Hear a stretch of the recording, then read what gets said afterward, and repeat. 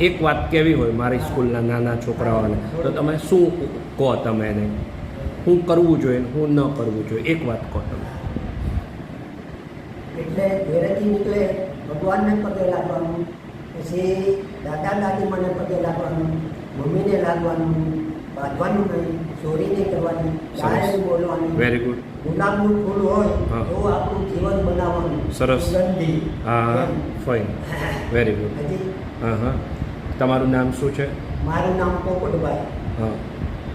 हिंजा बुद्धि पेश करते हैं गोदन संगीत हे ओ हरी आवाज हिंजा